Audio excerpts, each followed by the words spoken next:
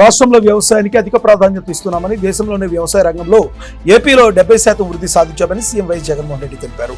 AP development సదస్సులో పాల్గొన్న CM AP రాజధానిపై సంచలన ప్రకటన చేశారు. ఎన్నికల తర్వాత ఏపీ రాజధాని విశాఖ అని స్పష్టం చేశారు. రెండోసారి గెలిచి ఇక్కడే సీఎంగా ప్రమాణ స్వీకారం చేస్తానని సీఎం ధీమా వ్యక్తం చేశారు.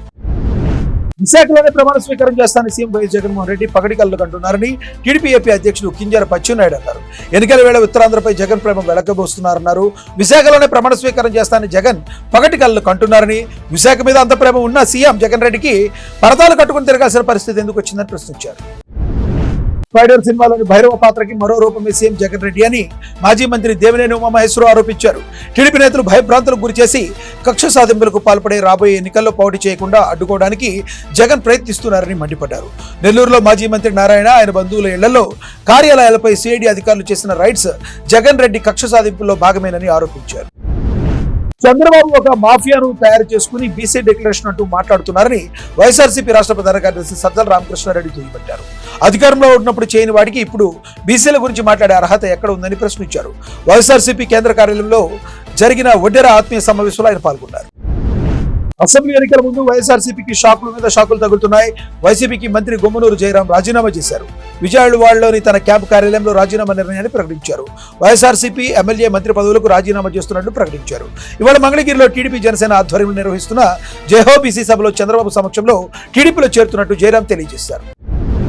కడప జైల్లో దేవిరెడ్డి చైతన్యరెడ్డి తనను ప్రలోభాలకు గురి చేయడం వాస్తవమేనని వివేక హత్య కేసులో అప్రూవర్గా దస్తగిరి తెలిపారు. జైల్లోని సీసీ ఫుటేజ్ బయటకు తీయాలని డిమాండ్ చేశారు. రాజకీయ కుట్రలో భాగంగానే వివేక హత్య జరిగిందని, ఎంపీ టికెట్ కోసమే వివేకాను హత్యమార్చారని దస్తగిరి మరోమారు స్పష్టం చేశారు. జైలు అధికారుల తీరుపై సిబిఐని ఆశ్రమిస్తామని, కడప జైల్లో ప్రలోభాలపై సిబిఐ ఎస్పీకి లేఖ రాశారని, జైల్లో సీసీ కెమెరాలు పనిచేసేలా చూసే బాధ్యత అధికారులదేనని దస్తగిరి తెలిపారు. కాకినాడ జిల్లా పిఠాపురం నియోజకవర్గం పిఠాపురంలో అగ్ని ప్రమాదం చోటు చేసుకుంది. స్థానిక పిఠాపురం పప్పులవారి వీధిలో ఎస్ఎంఎస్ భవన్ గృహం వద్ద పార్కింగ్ లో ఉన్న కార్లను గుర్తు తెలియని వ్యక్తులు నిప్పిపెట్టారు. దీంతో కార్లు పూర్తిగా దగ్ధమయ్యాయి. సమాచారంతో ఘటనా స్థలానికి చేరుకున్న అగ్నిమాపక సిబ్బంది మంటలను అదుపులోకి తెచ్చారు. ప్రమాదంలో ఎలాంటి ప్రాణ నష్టం జరగలేదని, కార్లు ధ్వంసమైనట్లు ఫైర్ ఆఫీసర్ రామకృష్ణరాజు తెలిపారు. అగ్రిగోల్డ్ బాధితులు వైసీపీ ప్రభుత్వానికి సపోర్ట్ చేశామని, కానీ ప్రభుత్వం తమను పట్టించుకోలేదని అగ్రిగోల్డ్ బాధితులు ఆవేదన వ్యక్తం చేశారు.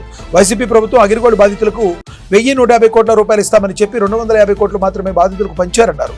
మాట తప్పను మడమ తెప్పను అని చెప్పిన జగన్ మాట తప్పారని ఎద్దేవా చేశారు. అగ్రిగోల్డ్ బాధితులందరికీ డబ్బులు తిరిగి ఇవ్వాలని డిమాండ్ చేశారు.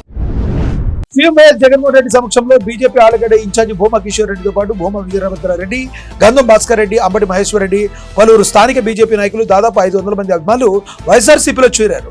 రాష్ట్రంలో బీజేపీ, టీడీపీకి సీటింగ్ పార్టీలా తయారైందని వారు ఆరోపించారు.